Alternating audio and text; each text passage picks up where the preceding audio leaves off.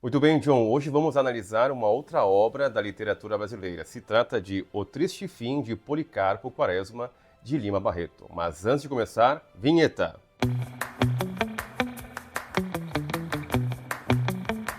Imagine um homem que ama o Brasil mais do que a si mesmo. Não o Brasil do poder, da bajulação ou dos conchavos, mas o Brasil profundo, das matas, dos mitos, da língua e da cultura esquecida. Ele acredita que a educação pode redimir uma nação, que a honestidade é uma força revolucionária, que o amor ao país é maior que qualquer conveniência política. Agora imagine esse homem ser humilhado por falar tupi, zombado por ler demais, desacreditado por querer o bem e, por fim, fuzilado pelo próprio governo que tentou salvar. Esse é Policarpo Quaresma. E essa é uma das histórias mais dolorosamente reais da literatura brasileira. O Triste Fim de Policarpo Quaresma, escrito por Lima Barreto em 1911, não é apenas um romance. É um espelho, um grito, uma sentença. É a autópsia do idealismo em um país onde sonhar alto é crime e pensar com profundidade é sinal de loucura. E nesta aula você vai entender por que Lima Barreto previu com assustadora precisão o destino dos sonhadores brasileiros. Vai conhecer o Brasil que já existia antes de você nascer e que, tragicamente, ainda existe hoje. Vai ver por que Policarpo é mais do que um personagem. Ele é uma advertência. Porque enquanto houver quem ria da utopia, quem condene a lucidez e exalte a mediocridade, o triste fim de Quaresma continuará se repetindo. E quem sabe, repetindo em você. Policarpo Quaresma é um homem comum, talvez até invisível. Solteiro, servidor público exemplar, vive uma vida pacata em um subúrbio do Rio de Janeiro. Mas atrás da simplicidade esconde-se um devoto. Sua fé não está em santos nem em ideologias modernas.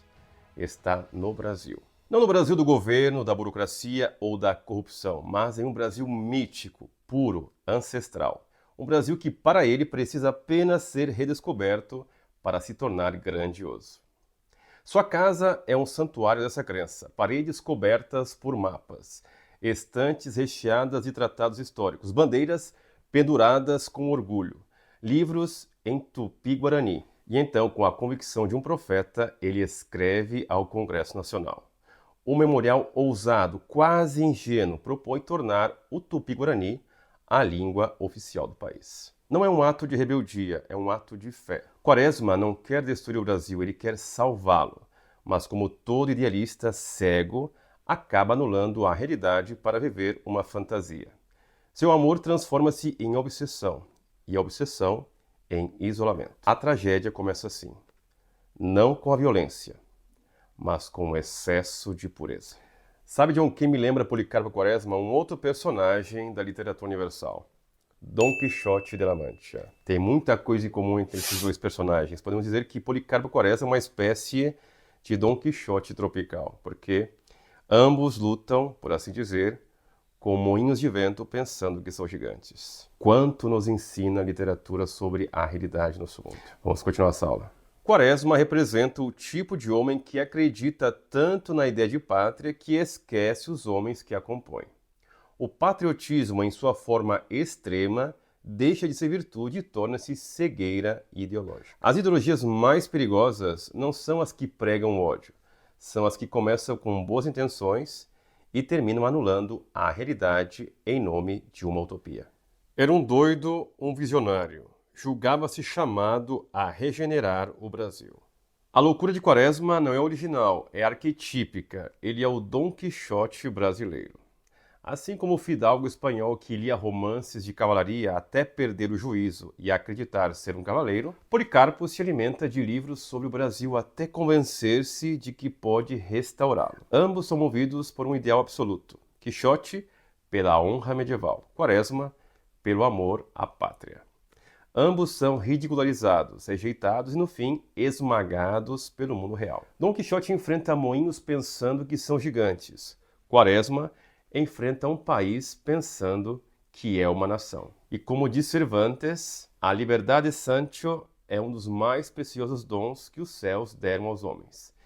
E Lima Barreto, em Eco Trágico, sentencia: tudo fora inútil, nem a língua, nem a agricultura, nem o patriotismo tinham servido para nada. Grande Lima Barreto. Mais de um século se passou, e a proposta que fez de Quaresma um lunático hoje encontra ressonância política. O projeto de lei 273 de 2024 sugere o ensino obrigatório do Tupi-Guarani nas escolas públicas. Ironia? Redenção? Ou só uma repetição simbólica de um ciclo onde ideias são enterradas vivas antes de renascerem distorcidas? Se tivesse vivo, talvez Quaresma sorrisse ao ver seu sonho em pauta.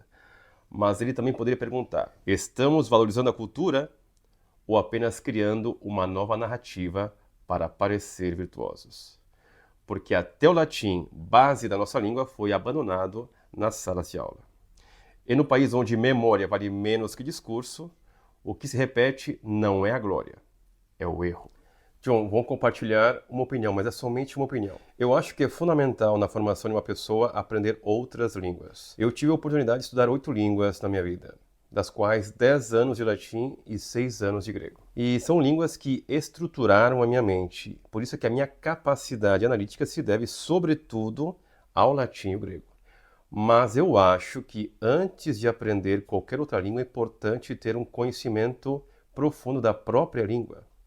Hoje, quem sabe conjugar um verbo em todos os tempos, em todos os modos? Quem sabe fazer uma análise sintática sem erros? Eu acho que a educação e a cultura devem contemplar e propor a todos os estudantes, a todos os cidadãos, a oportunidade de aprender bem a própria língua, porque vai ser a base de outros estudos ulteriores. Mas essa é uma opinião. Vamos continuar essa aula. Conjugate the verb to go. Third person plural, present indicative.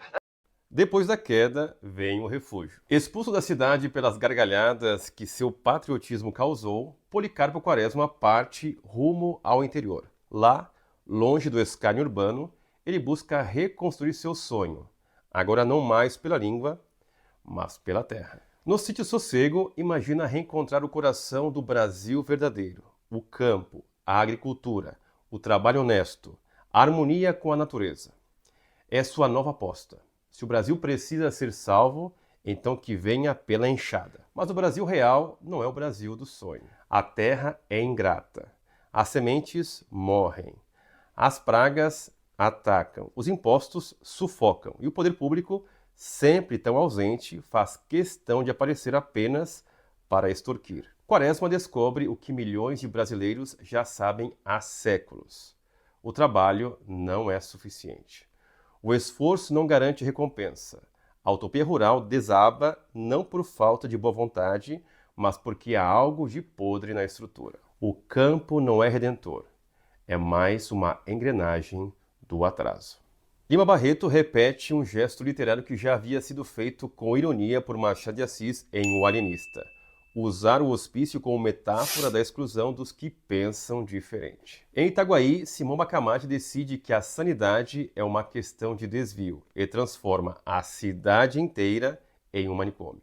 Loucos e sãos são internados indistintamente. Basta discordar da norma. Em O Triste Fim de Policarpo Quaresma, a sátira de Machado dá lugar à tragédia. Quaresma não é um cientista, é uma vítima.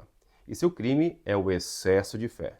Por amar o Brasil com intensidade fora do padrão, é considerado insano. Interna-no não porque oferece perigo, mas porque expõe o ridículo de um país que já não acredita em si mesmo. E como diz Machado, a loucura, objeto de estudo da ciência, pode ser também um ponto de vista. E Lima Barreto, em resposta amarga, completa: era um doido, um visionário.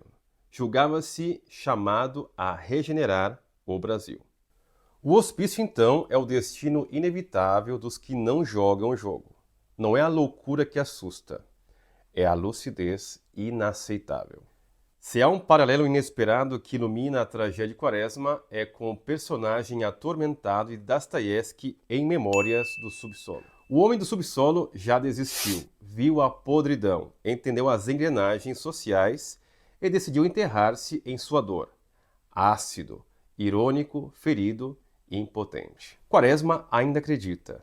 ainda insiste, ainda quer agir. Mas ambos estão condenados. Um pela consciência que paralisa, o outro pela fé que o torna vulnerável. O sistema, seja o czarismo russo, seja o republicanismo de fachada brasileiro, não tolera os que pensam fora da engrenagem. A máquina do Estado, fria, burra e poderosa, não aceita ser desafiada por um servidor com ética e livros. E no fim, ambos aprendem a mesma lição. O homem do subsolo ama a dor. A dor é a única causa de consciência. Quaresma também só desperta quando já não há mais salvação. Policarpo Quaresma acreditava com uma fé absoluta quase sagrada que o Brasil podia ser redimido, que bastava plantar, estudar, proteger os fracos e escrever cartas.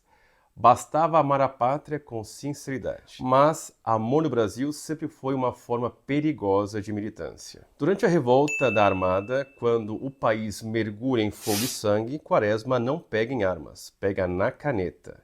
Escreve ao presidente, suplica clemência para os inocentes. E o que recebe em troca? Uma ordem de prisão. Depois, o silêncio. E, enfim, o fuzil. Não por trair o Brasil, mas por amá-lo demais. Desiludira-se de tudo. Vira que era inútil querer regenerar aquele país. Julgava que o Brasil era uma grande pátria, capaz de grandes destinos. Floriano, o Marechal de Ferro, não aparece em cena, mas a sua sombra paira sobre cada página. Um símbolo da República Velha, dura, autoritária, implacável.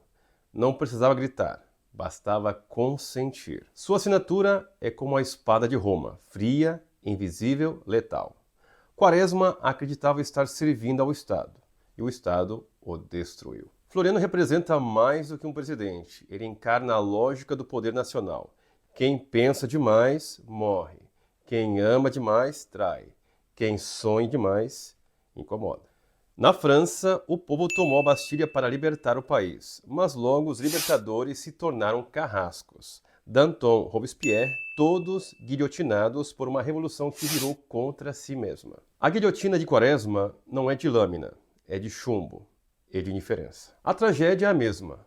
Os idealistas são úteis no início, mas intoleráveis no fim, porque expõem a falência moral da estrutura. A máquina do poder adora o sonho, desde que ele não ameace sua engrenagem. George Orwell viu isso claramente. Em A Revolução dos Bichos, os porcos sobem ao poder prometendo igualdade, mas aos poucos se tornam os novos tiranos. Os que mais acreditaram na revolução como o cavalo Sansão são descartados e esmagados. Quaresma é o Sansão brasileiro, trabalhador, fiel, incansável. E como Sansão morre sem entender por que foi traído. Em Brasília, ainda estão no poder. Peguei pesado agora. Eu acho que eles vão censurar essa parte aqui. Alexander Solzhenitsyn revelou como as revoluções se devoram. Não são os inimigos externos que morrem primeiro. São os fiéis, os que ousam apontar os desvios, os que acreditam demais. Quaresma não é inimigo do regime, é seu devoto, por isso torna-se insuportável. Sua fé desnuda a hipocrisia do sistema, e sistemas não suportam espelhos. A linha entre o bem e o mal não passa entre partidos, mas dentro de cada coração. A tragédia, então, não é o erro, é a lucidez. Em O Tempo e o Vento, Érico Veríssimo oferece outro caminho. Rodrigo Cambará, o oposto de Quaresma. Boêmio, esperto, adaptável.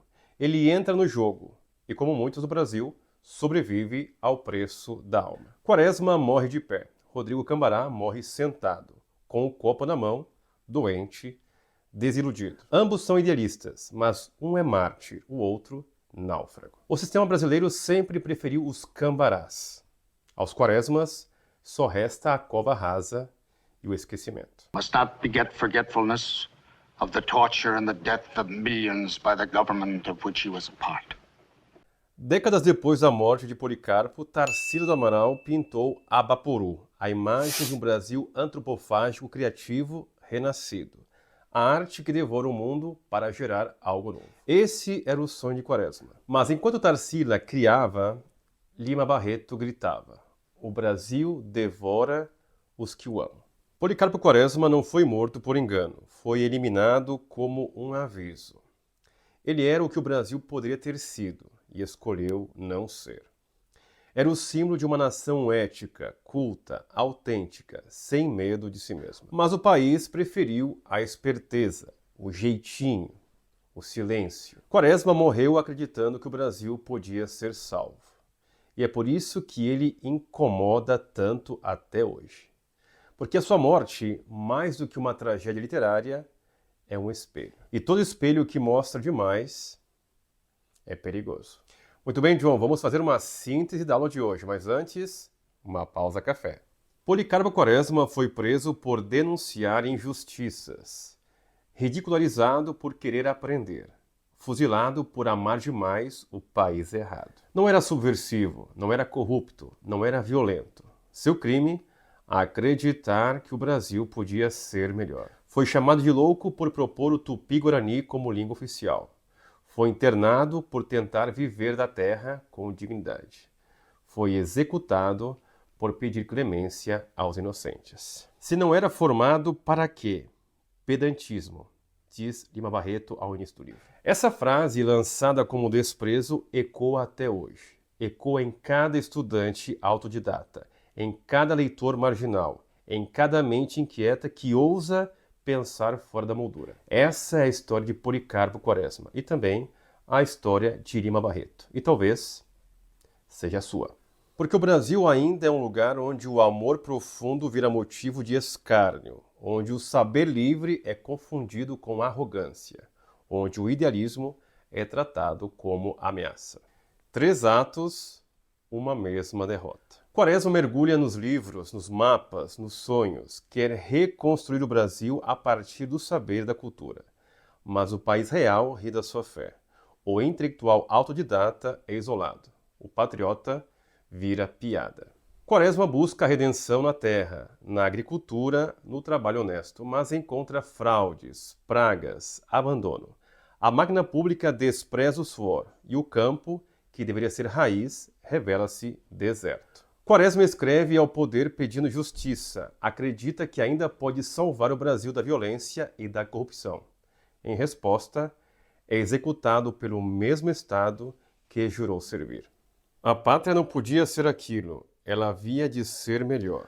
O Brasil não mata seus inimigos, mata seus sonhadores, como Danton e Robespierre na Revolução Francesa, como Sansão na Revolução dos Bichos de Orwell, como os prisioneiros de Solzhenitsyn no Gulag soviético, como os esquecidos de Lima Barreto nas ruas do Rio. O sistema não destrói o cínico, o sistema premia o cínico. Mas o ingênuo, o puro, o ético, esse precisa ser silenciado, porque ele revela demais. Policarpo não é só um personagem, é um espelho incômodo, é um alerta, é um epitáfio. Aqui jaz um brasileiro que acreditou. Muito bem, John, mais uma missão cumprida. Agora vamos concluir essa aula, mas antes, John, coloca aqui na descrição desse vídeo um link para aqueles que queiram adquirir um e-book didático que usamos para preparar essa aula aqui, ao preço de um cafezinho com os amigos. Policarpo Quaresma foi morto por fora, Rodrigo Cambará por dentro. 2 destinos, uma mesma tragédia.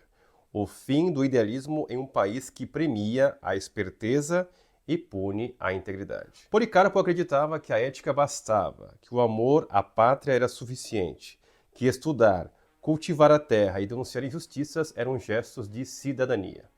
Foi fuzilado. Rodrigo Cambará também acreditava, mas, diante do abismo, escolheu sobreviver, adaptando-se, silenciando, cedendo.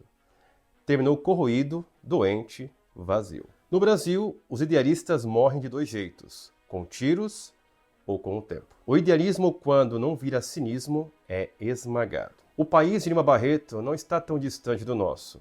Ainda se ridiculariza quem lê demais. Ainda se despreza quem sonha alto demais. Ainda se executa, moral, social ou simbolicamente, quem ousa amar demais um país que não se ama de volta. Assim como no livro de Dostoiévski, Crime e Castigo, o título já nos alerta. O triste fim. A tragédia é anunciada, mas a pergunta que resta é a mais incômoda. Será que ainda repetimos esse ciclo? Ainda matamos os sonhadores? Ainda exilamos os idealistas, ainda premiamos os cínicos. E você, já conheceu um Policarpo Quaresma? Ou talvez você seja um? Você já sentiu que sua honestidade incomoda? Você já foi tratado como louco por sonhar com justiça? Você já foi descartado por amar demais uma ideia, uma causa, um país? Você sabe do que estamos falando. No Brasil, amar com força é perigoso. Pensar com profundidade, subversivo. Sonhar com seriedade, fatal. Tudo for inútil, nem a língua, nem a agricultura, nem o patriotismo tinham servido para nada, dizia Lima Barreto. Mas talvez, ao lembrar de Policarpo, o sonho continue. Mesmo ferido, mesmo rejeitado, mesmo ridicularizado. Um sonho que, por existir, ainda incomoda. E incomodar, neste país, já é um ato de resistência. Nos vemos no próximo domingo. Quando eu vejo a obra do Policarpo Quaresma, algumas obras me saltam aos olhos, que nós já falamos recentemente, que é a Revolução dos Bichos, um pouquinho de 1984, Arquipélago Gulag, que todas elas tiveram, não digo que um final trágico, mas tem uma tragédia por trás. O Policarpo aconteceu o mesmo com ele. Eu estou de acordo. Tanto é assim que, como falamos antes, essa é a diferença entre ser maleável e manipulável. Porque aqui, por exemplo, vamos pegar o exemplo de George Orwell, com a Revolução dos Bichos. Aqui se trata netamente de uma manipulação. Não é que os cidadãos eram maleáveis. Ok, vamos lutar contra o regime czarista, porque os ventos são outros, agora necessitamos de modernidade, necessitamos de uma maior participação do povo. Na verdade, os argumentos que usavam eram outros, eram muito mais simples, muito mais imediatos, mais motivação que motivos.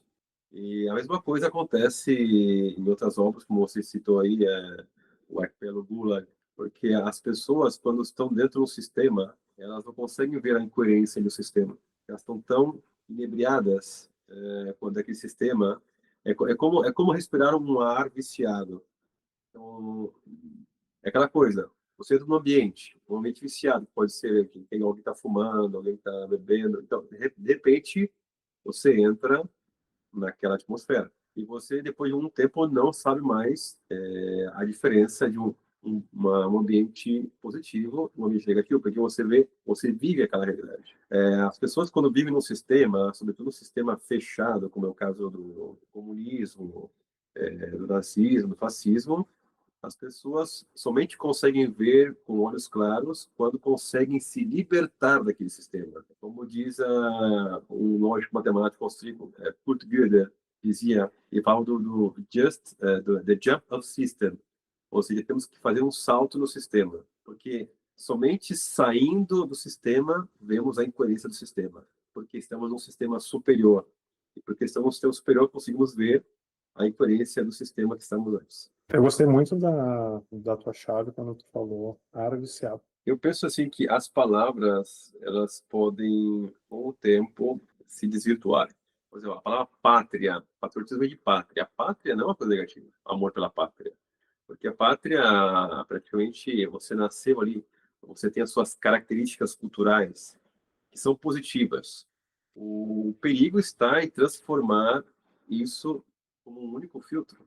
Ou seja, se para ti o patriotismo é se fechar em si mesmo e ver inimigos em todas as partes, então é um modo de conceber a pátria em modo, ao meu ver, equivocado. O século, não digo somente o século XX, mas a vida, a história do Ocidente é uma história que, em vez de construir pontes, construiu muros.